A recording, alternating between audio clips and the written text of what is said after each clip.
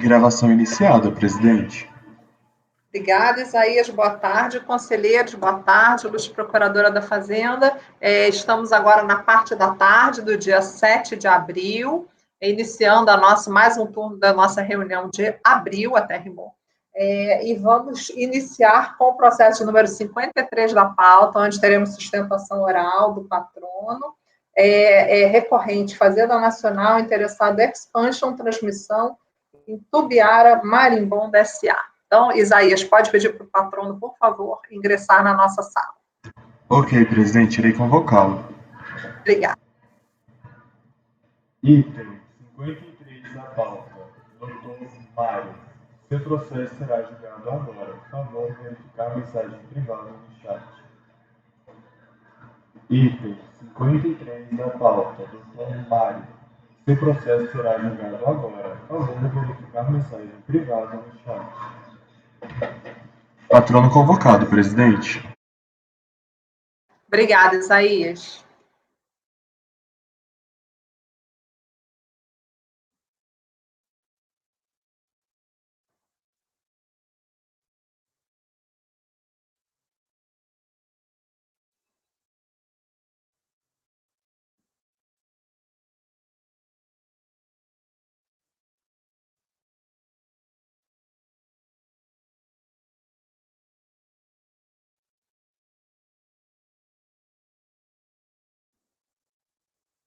Doutor Mário, boa tarde, seja bem-vindo à nossa turma, à nossa sessão. Vou iniciar o relatório, sou a relatora do processo, e o processo já está com a minuta na pasta para os conselheiros, tá? Então vamos lá. Boa tarde, obrigado. Eu vou pedir só para você deixar no mudo o seu microfone, tá? Pois não, obrigado. Obrigada. Trata-se de recurso especial da Fazenda Nacional, interposto em face do acordo 14.02.001550, por meio do qual o colegiado, por unanimidade de votos, deu parcial provimento ao recurso voluntário para restabelecer a dedução das despesas tidas como provisões, à exceção do valor de R$ 1.685,15, que a recorrente reconheceu ter provisionado a maior no ano de 2005, a título de TFSE, e afastar a exação relacionada à postergação de tributos. O lançamento é de RPJ e CSLL, relativos aos anos de 2004, 2005 e 2006. E haviam 3 infrações, né? Em linhas gerais, foram utilizados pela fiscalização, conforme relato da decisão recorrida, o seguinte: a fiscalização, ela glosou despesas de depreciação, provisões não dedutíveis, que é o nosso caso, tá? E dentro das provisões não dedutíveis, 3 contas: a global de reversão, a de pesquisa e desenvolvimento e a... Deixa eu ver aqui se eu pulei alguma coisa. E a questão da taxa, então, de fiscalização. Então, aqui no caso, a 13ª subcausa do contrato de concessão 8602 estabelece que a fiscalizada está obrigada a aplicar anualmente um montante no mínimo 1% de sua receita operacional. Nada obstante, a contribuinte não logrou comprovar os projetos em que tais recursos foram provisionados e que foram aplicados. O artigo 335 do Rio 99 estabelece que somente são dedutíveis na determinação do lucro real as provisões expressamente autorizadas. Assim, foram glosados os seguintes valores: pesquisa e desenvolvimento, em 2005, a pesquisa e desenvolvimento, e em 2006 também, pesquisa e desenvolvimento. Os valores provisionados a título de pesquisa e desenvolvimento foram considerados como provisões não dedutíveis, pois não haviam sido baixados pelo contribuinte até o início do ano calendário de 2007. Com a ciência das autuações, o contribuinte apresentou impugnação, rebatendo individualmente as 3 infrações que lhes foram imputadas. Em 30 de novembro, a 15ª turma da DRJ Rio de Janeiro, por unanimidade de votos, considerou improcedente a impugnação, manteve os lançamentos. Com a ciência da decisão, o contribuinte apresentou 2 recursos voluntários, um para o IRPJ e outro para a CSLL, repisando basicamente os argumentos da impugnação. Em 11 de fevereiro, aí veio o acordo na 1402.00550, que julgou parcialmente o pleito, e a ementa eu transcrevo abaixo: clause de depreciação, clause de despesas, provisões, encargos setoriais, e aí vem a CSLL. A Fazenda teve ciência da decisão, não apresentou embargos, apresentou embargos que foram rejeitados. Com a negativa, a Fazenda Nacional apresentou recurso especial com base nos argumentos que eu transcrevo abaixo. O recurso fazendário foi objeto do despacho de admissibilidade de Lei 720, que lhe deu seguimento. O contribuinte foi intimado do andamento processual, mas não se manifestou, é o relatório. Doutor, eu vou marcar seu tempo aqui no telefone. Está zerado, tá? E o senhor pode começar. Perfeito. Boa tarde, ilustres julgadores. Eu gostaria de saber, eu consigo compartilhar aqui minha tela, né, para apresentar uns slides? Sim. Perfeito. São 4 slides, são 6, mas na verdade com conteúdo 4. E eu vou tentar ser bem célere na minha apresentação.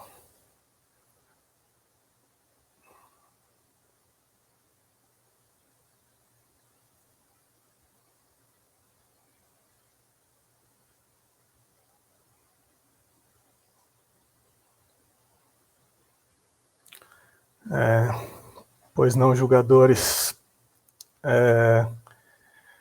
Em primeiro lugar, apesar do recurso ter sido admitido, estou trazendo 2 pontos que eu entendo que ele não merece ser conhecido, né? O primeiro ponto, entendo aqui que não existe uma similitude fática total,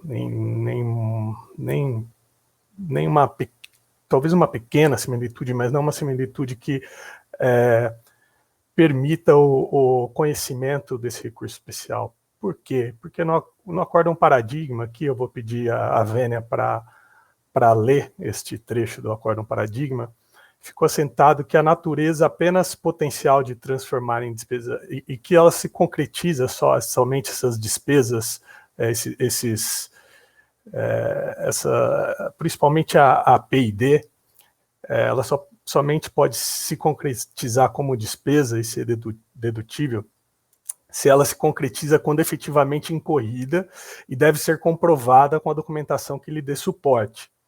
E aí eu também peço Vênia para destacar que também nesse acórdão paradigma está constatado que não existe qualquer peça explanatória que permita fazer associação com investimentos dessas rúbricas de P&D. Enquanto que no acórdão recorrido, diferentemente do acórdão paradigma, ficou assentado que a despesa foi constituída no valor correto, respeitado o princípio da competência contábil. E, além disso, que está demonstrado que a despesa foi constituída no valor correto e respeitando o princípio da competência contábil, né, não havendo como se afastar o reconhecimento disso como passivo. Então, pelos trechos desse slide anterior, a gente entende, né, que fica claro que está discutindo que os acórdãos, o paradigma e o acórdão recorrido, estão discutindo aspectos fáticos diferentes, né? Uma vez que no acórdão recorrido está chancelado que a despesa foi constituída no valor correto, respeitando o princípio da competência contábil e que isso e por isso não poderia ser afastado como o reconhecimento dessa rúbrica como passivo. Enquanto que no acórdão paradigma não há documentos comprobatórios, os julgadores entenderam que não havia documentos comprobatórios para associar as rúbricas, os lançamentos, como investimentos alocados. Por isso que foi glosado no paradigma e não foi glosado pelos ilustres julgadores do acórdão recorrido. Então, a gente percebe que os aspectos fáticos são sim diferentes, e por isso a gente entende que não deveria ser conhecido o recurso. O segundo ponto, que é pela impossibilidade do reexame de provas, né?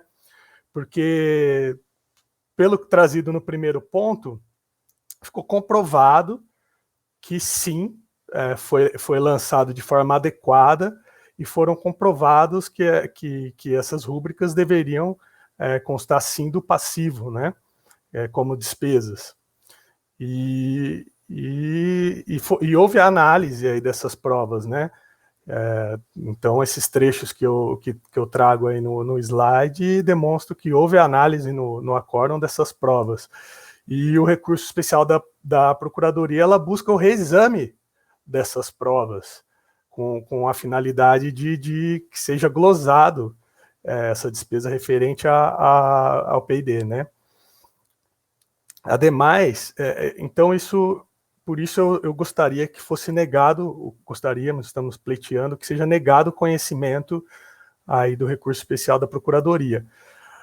De qualquer forma, se formos adentrar no mérito, gostaria de deixar bem claro aqui que o recurso da Procuradoria ele é bem delimitado e visa tão somente discutir as glosas, a dedutibilidade dos valores alocados para P&D, né? Isso consta no recurso, né? Esse trecho que eu cito, que a discussão se inicia a possibilidade de considerar dedutíveis para efeito de apuração do lucro real e da base de cálculo da CSLL os valores alocados para futuros projetos de pesquisa e desenvolvimento. Ou seja, as outras rúbricas bem trazidas pela relatoria de taxa de fiscalização e global de reversão, elas não estão sendo discutidas nesse recurso especial, né? Isso fica mais claro ainda quando a gente lê o acórdão paradigma que visa sustentar o recurso da Procuradoria. E ele define ainda melhor que a discussão só se trava a valores glosados pela fiscalização com os recursos mencionados no inciso 2 do artigo 4º da Lei 9.991 de 2000. O que diz esse inciso 4º? Ele trata de 40% de recursos para projetos de pesquisas e de desenvolvimento, não de 100%, de 40% dos recursos pagos para projetos de pesquisa e desenvolvimento segundo os regulamentos estabelecidos pela ANEEL.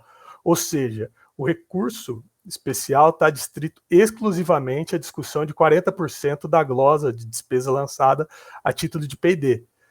Dito isso, eu volto um pouco para as preliminares, né, para informar novamente que foi comprovado com contrato pela autuada, com contratos firmados com empresas para desenvolver pesquisas científicas, Finatec, Gávea, Sensors, LST, Engenharia, que os valores e também foram lançados contabilmente como despesas inerentes ao percentual de recursos destinados ao P&D. Então tem a comprovação tanto contratual, fática, como a contábil, tá tudo comprovado nos autos que de forma que deveria ser reconhecido como despesa nos termos do RIR, né? Por sua vez, no caso paradigmático, ficou chancelado que não haveria contabilidade que demonstrasse a concretização, nem contratos que demonstrassem que realmente houve esse dispêndio com P&D, né? Então, no mérito, a gente entende que caso Vossas Excelências adentrem no mérito, também não assiste melhor razão a recorrente, né? Por fim, são 3 pedidos, né, que o recurso especial não seja conhecido, que acaso seja conhecido e seja julgado totalmente improvido, e subsidiariamente, como eu expliquei para Vossas Senhorias, como se está discutindo apenas uma das glosas, uma das rúbricas, que é de P&D, e 40% dessa glosa, porque só está se discutindo o inciso 2 da Lei 991 de 2000, então, que fique chancelado no acórdão que não se retoma a integralidade da cobrança, porque tendo em vista a restrição desse recurso apenas a essa discussão. É isso que eu tinha para explanar para Vossas Senhorias, e eu agradeço muito a atenção de todos e a oportunidade, parabenizo pela oportunidade da gente poder estar trabalhando aí nesse momento tão complicado para todo o nosso país. O trabalho é um ponto de foco aí que a gente pode um pouco esquecer dessas notícias ruins, de certa forma, e ter um pouco de de esperança que a gente continue a trabalhar e continuar nessa toada, e que da próxima vez ou do próximo ano eu possa estar presencialmente aí, olhando para a cara de cada um de vocês de forma presencial. Muito obrigado, Excelência. Obrigado. Obrigada, doutor. Obrigada. Vou pedir só para o senhor descompartilhar a tela. Pois não. Só um minutinho. Pronto. Tá joia. Então, vamos lá. Bom, quanto ao conhecimento do recurso especial fazendário, que foi dado seguimento pelo despacho de folha 720 seguinte, acontece que ele não tinha sido questionado, tá? O contribuinte não tinha apresentado contrarrazões, e o despacho de admissibilidade, ele delimita bem a matéria, que é só a questão dos valores relativos ao projeto de pesquisa e desenvolvimento. Foi para isso que foi dado seguimento. Então, inclusive, pelo que eu examinei, a PGFN também ela recorreu desse aspecto. E o paradigma que ela trouxe foi exatamente com relação à pesquisa e desenvolvimento. Eu não fiz uma análise do conhecimento por conta de ter concordado com o despacho de admissibilidade, mas diante do que o patrono sustentou, vou incluir no meu voto. Para mim, há similitude fática, primeiro, porque a autuação no recorrido, ela se refere a provisões não dedutíveis e por não serem obrigatórias, né? Quer dizer, na verdade, a previsão ela tem que estar prevista, né, para poder ser deduzida. Né? Então, a fiscalização glosou a provisão efetuada. No caso do paradigma, a mesma autuação. Tá? Só que o que varia de um auto para outro são as outras infrações. Né? A gente tem despesas de depreciação. Então, quer dizer, no que tange ao PID, que é a pesquisa de desenvolvimento, a autuação, ela é praticamente, ela é similar. Então, eu entendo que há similitude fática. No caso do recorrido, entendeu-se numa situação pela nota da ANIL, que seria uma CID, e que, por ser CID, uma espécie de CID, haveria dedução como despesa necessária, e o paradigma diz, não, olha só, esse investimento em pesquisa, em P&D, ele é um investimento que precisa comprovar a efetividade. Não adianta só provisionar, precisa comprovar a efetividade. Então, para mim, o liame do dissenso jurisprudencial está correto e, portanto, eu conheço do recurso. Conselheiro Delito, conselheiro Caio querem falar, pois não. Para contribuir e facilitar, eu recebi para a relatoria o recurso especial do seu paradigma, e o paradigma indicado no meu caso é o seu caso. Então, eu procurei em todo o caso. Só para facilitar, um está com você, outro está comigo. Conselheiro Caio. Obrigado, presidente. Mas já adiantando, entrando em debates, até o presidente sabe muito bem como eu voto por último, quando eu quero debater, eu tento adiantar, né?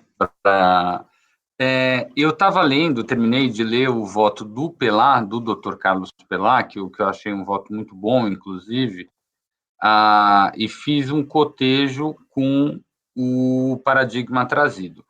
Eu fiquei com a impressão, eu não estou trazendo aqui como uma afirmação absoluta, tá?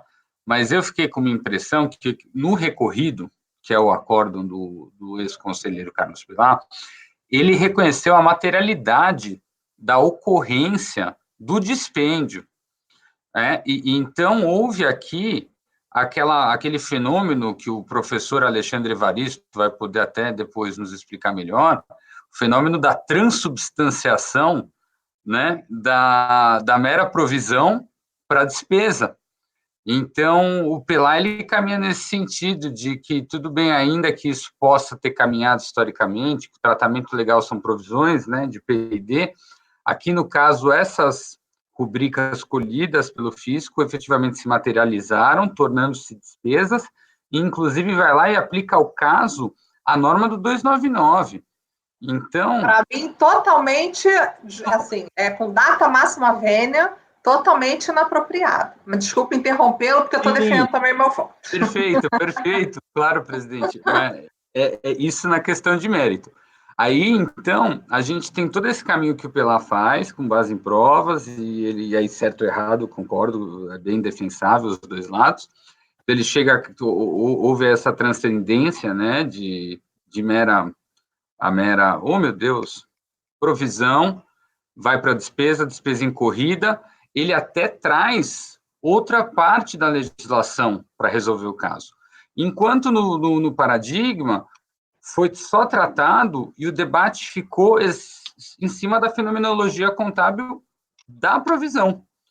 Então, eu já vou, de certa forma, convênia, presidente, adiantar que eu estou inclinado a não conhecer, tá? Por esses motivos, porque eu acho que ficou muito diverso e chegou a um ponto da legislação que o Pelá usou para exonerar, né, não foi a mesma tratada no paradigma, então nem divergência jurisprudencial se instalou.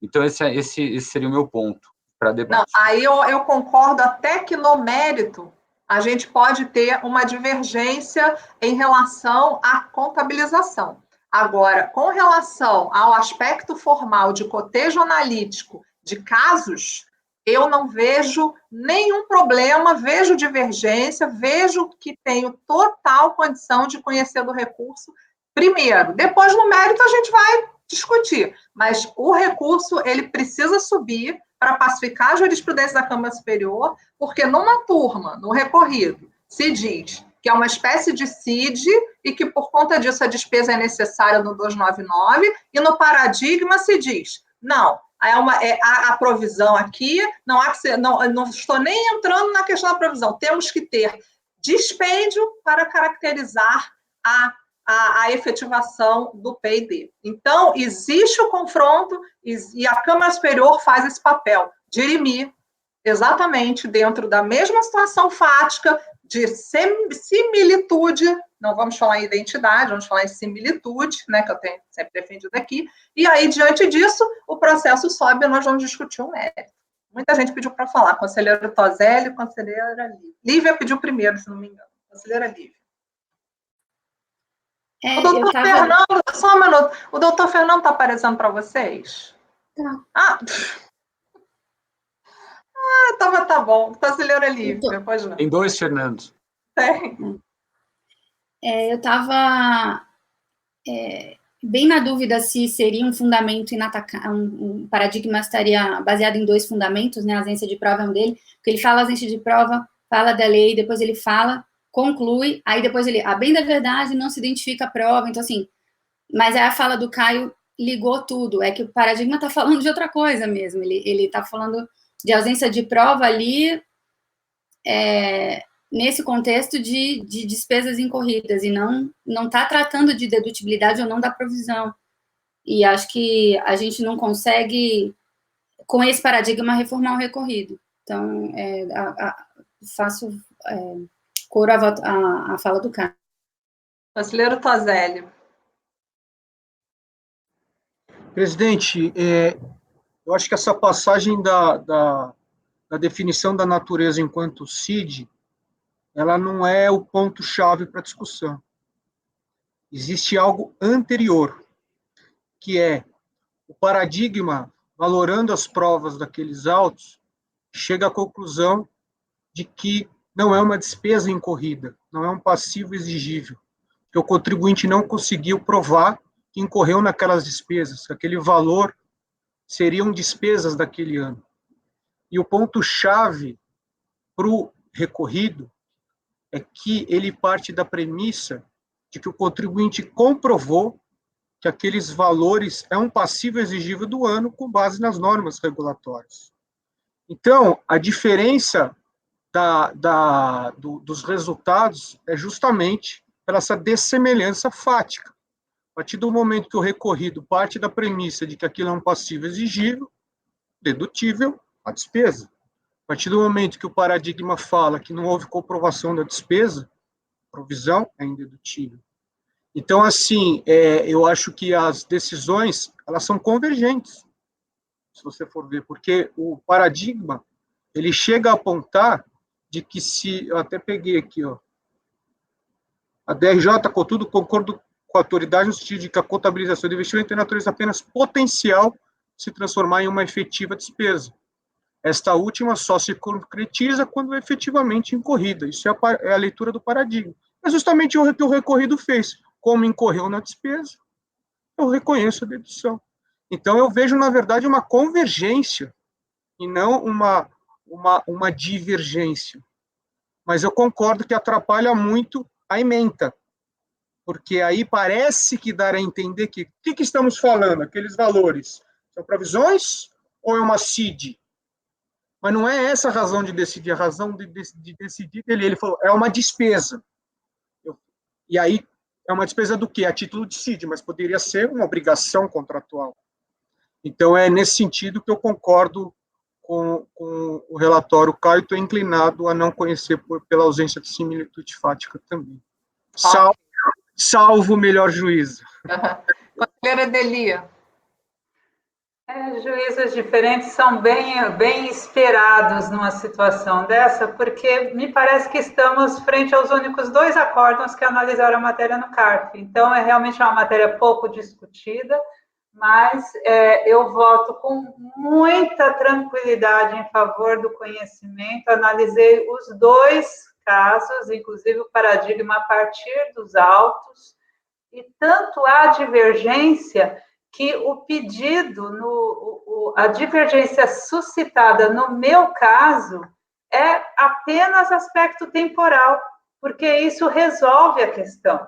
Aplicado o raciocínio do conselheiro Carlos Pelá no paradigma, a decisão seria pela dedutibilidade, porque não se perquiriria em que momento aquele valor provisionado se converteu em despesa. Então, não se discutiria a prova de aplicação dos recursos. Então, se você aplica o entendimento do conselheiro Carlos Pelá, é que por ser uma obrigação legal de provisionamento atribuída ao setor elétrico, esse valor é dedutível no momento em que a provisão é constituída, por ser uma obrigação legal. O paradigma, entendendo que a dedutibilidade não se dá no momento da provisão legal, exige do sujeito passivo a prova de que os recursos foram como e quando aplicados. Tanto que, no paradigma, há uma segunda divergência suscitada quanto ao reconhecimento de postergação, porque a discussão é temporal. Né? E aí vai surgir a discussão, olha, mas esse valor provisionado, ele pode ser destinado para despesa, ele pode ser destinado para ativo, então a gente vai ter impactos em resultado em momentos diferenciados.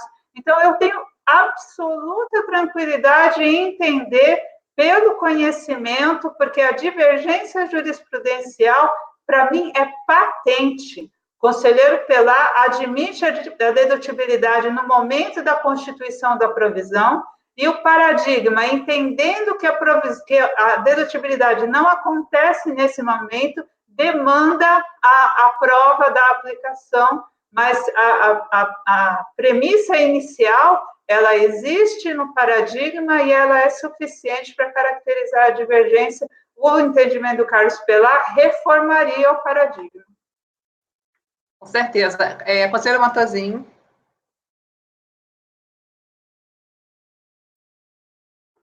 Eu fiquei com a sensação que, assim, no acórdão recorrido, embora pudesse ter a discussão sobre a prova, passou-se ao largo por causa da premissa de que a simples obrigação legal virou despesa.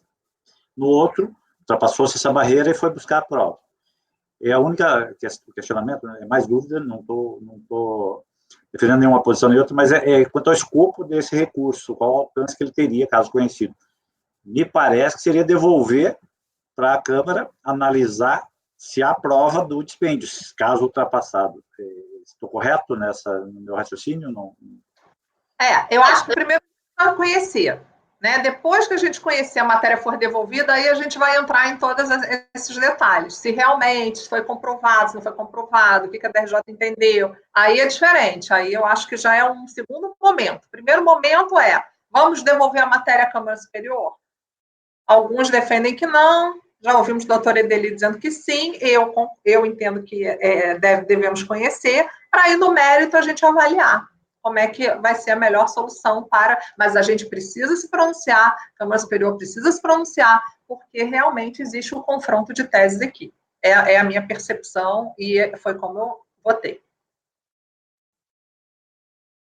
Então, conselheira Edeli, pode falar.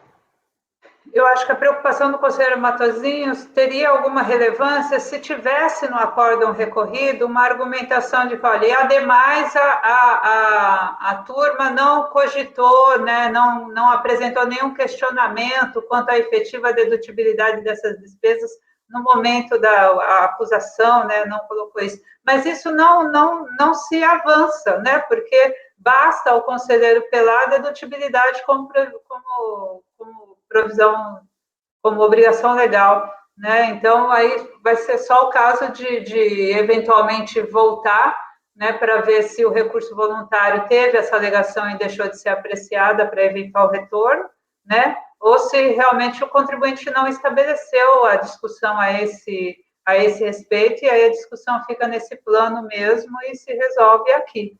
Mas não existe, me parece, no acórdão recorrido, um fundamento autônomo que pudesse prejudicar, tornar inútil o conhecimento aqui.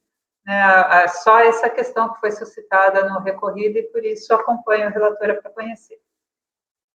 Ok, conselheira Lívia, como vota? Eu ainda fico bem. Eu entendo o posicionamento da doutora Edeli, mas eu não consigo ler isso no acórdão. Ele até fala, no parágrafo, ele fala, não se trata de discutir a natureza provisional ou não das contas em que foram alugados os investimentos. Parece que ele está discutindo outra coisa. Então, eu vou manter o voto para não conhecer do recurso. Manter não, né? Já abrir divergência pedindo a vênia para não conhecer do recurso. Ok. Doutor Fernando, como vota? Presidente, eu gostaria de vista dos autos. Vista, ok. Deferida a vista para o doutor Fernando. Convertido em coletivo. Ok, doutor? O senhor pode voltar... só um minuto, doutor Caio. O senhor pode voltar depois para fazer acompanhamento, só não pode sustentar de novo, tá? Doutor Caio, pois não, pode falar. Nada, perdão, eu só ia falar, nossa, que caso interessante, era isso que eu ia registrar, é conhecido ou não, que caso interessante. Tá bom. Doutor, obrigada pela sua participação, até a próxima. Eu que agradeço, muito obrigado. Tchau, Tudo tchau. bom, até logo. Então, conselheiros, vamos continuar com a nossa sessão. Vamos para a ordem da pauta agora, item 46, relatoria de Luiz Tozelli, agora é Tozelli mesmo. Recorrente Casten, interessado em Fazenda Nacional. Está com a palavra, conselheiro, quando tiver pronto. Vamos lá. Recurso especial de divergência interposto pela contribuinte, em face do acórdão final 980 da 1301, complementado pelo acórdão de embargos 560, foi acolhido com efeito infringente para dar parcial provimento ao recurso voluntário. Transcrevo a emenda aqui. Recurso especial, a recorrente alegou existir divergência de interpretação em relação a várias matérias, né? Eu coloco nos itens 1, 2, 3, 4, 5 e 6. O despacho de exame de admissibilidade, porém, ele só deu provimento à matéria suprimento de caixa. Como eu vou analisar o conhecimento lá embaixo, eu vou me abster de ler as razões do juízo prévio. Chamada a se manifestar, a PGFN ofereceu contra-razões, onde basicamente aduz que nenhum reparo cabe ao acórdão recorrido, não atacou o conhecimento. Em sessão de 2 de dezembro de 2020, esta colenda turma resolveu, por maioria de votos, converter, eu já tinha sido relator, converter o julgamento do recurso especial em diligência, porque o paradigma não estava com o inteiro teor, aqueles paradigmas antigos que não estavam disponibilizados no sítio. A intimada dessa resolução, a contribuinte anexou aos autos a cópia integral do paradigma, que é o 102.25.405. Aí o processo foi a mim redistribuído para julgamento do recurso especial. Conhecimento, presidente. Recurso é tempestivo, vou passar a analisar os demais requisitos. O pacote recursal, né? Como se percebe, é imprescindível, sob pena de não conhecimento do recurso. Aqui, na verdade, aquela minha introdução, eu vou começar que do confronto entre as decisões, né, recorrida e paradigma, eu vislembro inexistir a necessária similitude fático-jurídica entre os acórdãos comparados. O recorrido manteve a autuação relativa ao suprimento de caixa por entender que a contribuinte, ao contrário de outros 212 lançamentos que também foram auditados, não teria comprovado a efetividade da entrega e origem dos recursos daqueles 9 lançamentos contábeis remanescentes na conta caixa. Então, só para vocês entenderem, qual que é a atuação desse ponto? A auditoria fiscal viu a conta caixa, tinham dezenas de lançamentos, para falar uns 220 e poucos, e aí o contribuinte comprovou para 212 e não comprovou para 9, ela autuou 9. E o argumento do contribuinte é, se eu comprovei para 212 de 221, proporcionalidade, razoabilidade, não teve prova individual para esses 9, seria como se fosse uma defesa por amostragem, vamos dizer assim.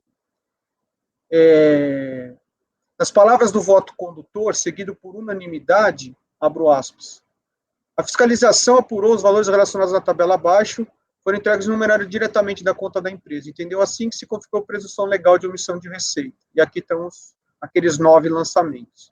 O recorrente alegou que não se tratavam de empréstimos. Na realidade, os administradores mantinham conta corrente com a empresa, e, além disso, das 212 entregas dos outros, o fisco reconheceu a regularidade de 203. Por óbvio que os 9 restantes também são regulares, não configurando suprimento de caixa. Por fim, os recebimentos estão lastreados em recibos e no livro diário. O artigo 282 autoriza a presunção. No caso vertente, a autuação se dá por não haver a demonstrada comprovação da efetividade da entrega. E a jurisprudência do CARF condiciona, né, a efetividade da entrega e origem, né. Dessa forma, embora haja comprovado a maioria, aqueles cuja efetividade da entrega não está comprovada, presume-se obtido através de receita omitida, esse é o recorrido. Minhas palavras. Como se nota, a decisão era recorrida manteve a tributação por omissão de receita presumida, uma vez que a contribuinte não cumpriu seu ônus de demonstrar a efetiva entrega dos numerários relativos aos 9 lançamentos autuados.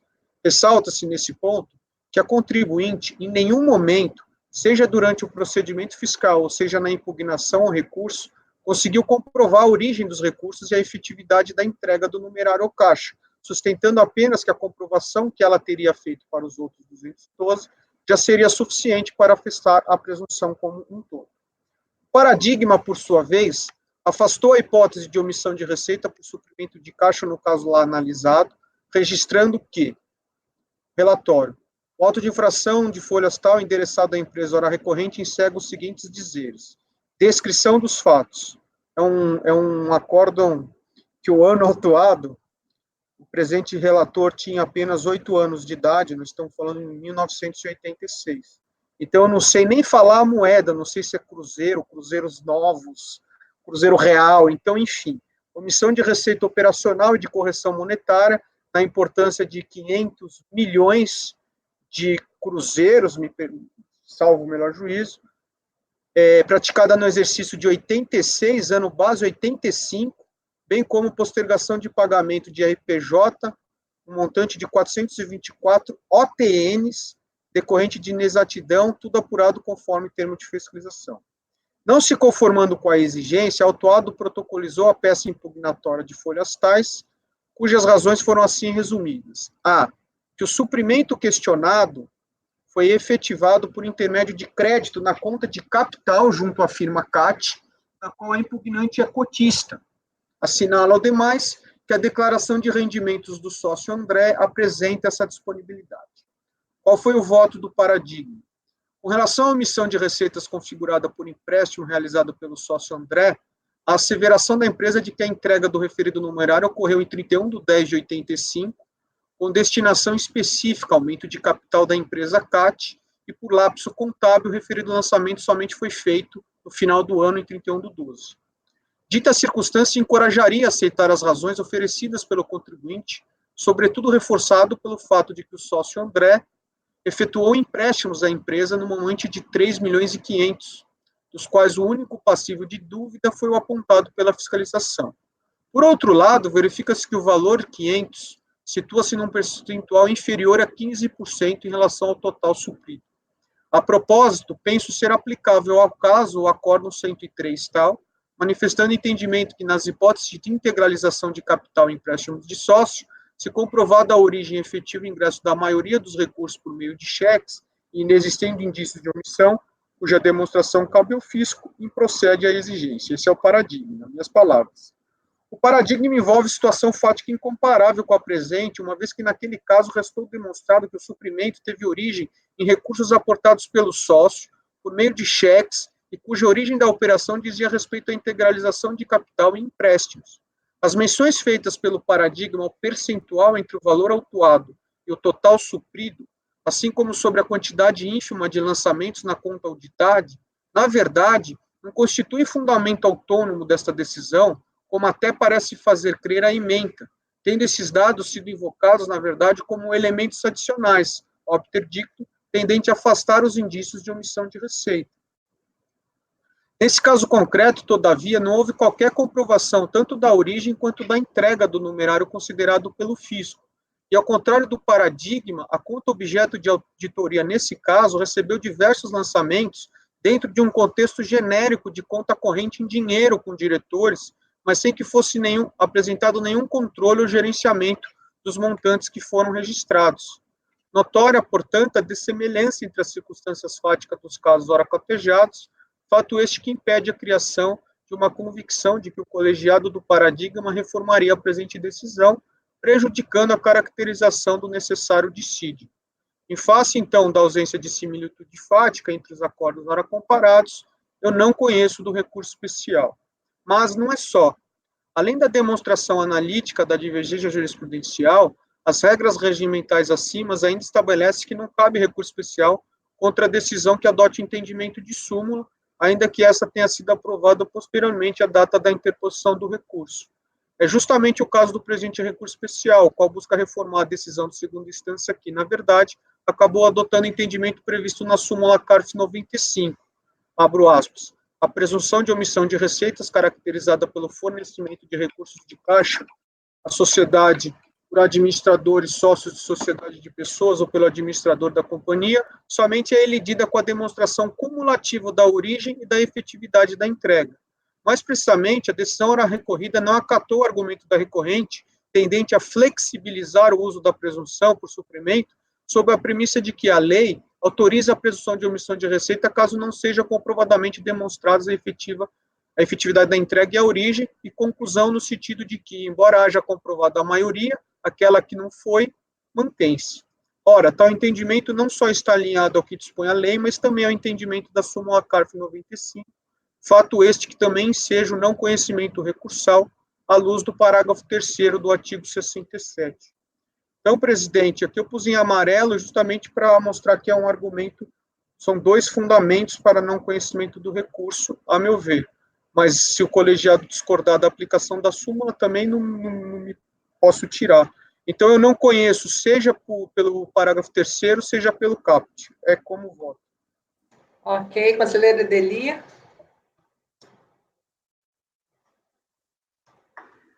Vamos lá, interpretação autêntica da súmula 95. Quando você passou aqui na leitura do paradigma, por essa passagem, cadê? Finalzinho aqui, o último parágrafo do paradigma, pensa ser aplicável, manifestando o entendimento que nas hipóteses de integralização e empréstimo, se comprovada a origem e efetivo ingresso da maioria dos recursos por meio de cheque, e inexistindo indícios de omissão de receita, cuja demonstração cabe ao fisco e procede à exigência.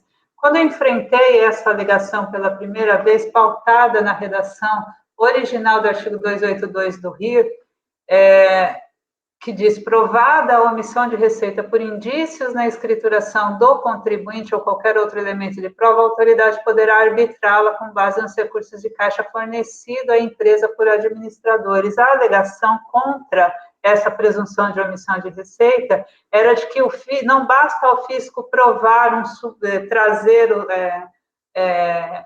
aos autos um suprimento sem prova da efetiva entrega por essas pessoas indicadas aí. É preciso também que o fisco traga algum outro elemento indicativo de omissão de receita para que essa presunção se estabeleça.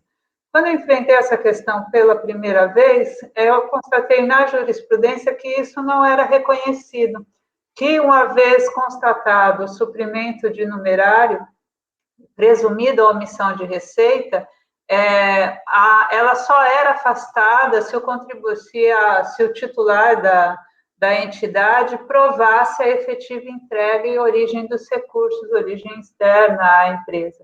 Por isso que eu propus a súmula. Uma vez estabelecida a presunção, com base a presunção por não comprovada essas circunstâncias, ela só seria afastada quando provada no curso do procedimento. Então,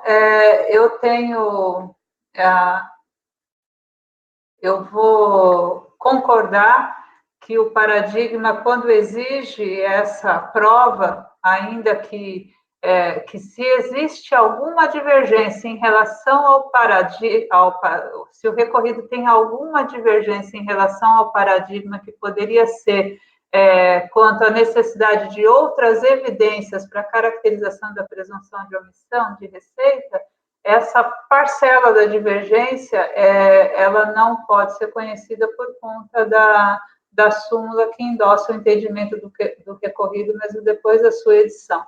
Eu concordo, mas eu já concordo com a parte inicial de que o paradigma, ele tratou de uma situação fática mais concreta, mas acompanho integralmente o relator, porque também vislumbro aqui, sob essa ótica muito particular, decorrente da minha experiência prática e do que eu pretendia quando eu propus a súmula 95, né, embora a gente sabe que interpretação autêntica é a pior que tem, né, porque isso está descolado, e essa súmula foi aprovada sob a pretensão sob a percepção de cada um, mas, na minha visão, eu concordo também que o acórdão recorrido aplicou o entendimento de súmula, ainda que não soubesse disso.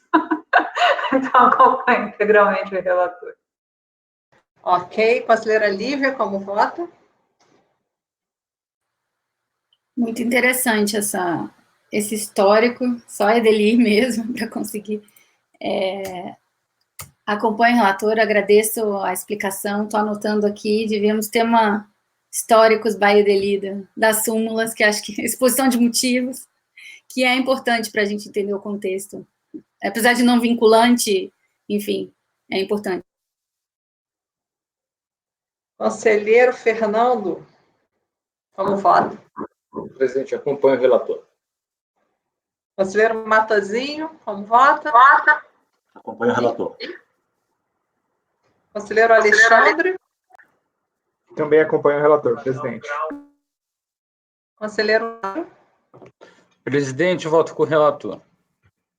Eu também acompanho, então negado o conhecimento por unanimidade.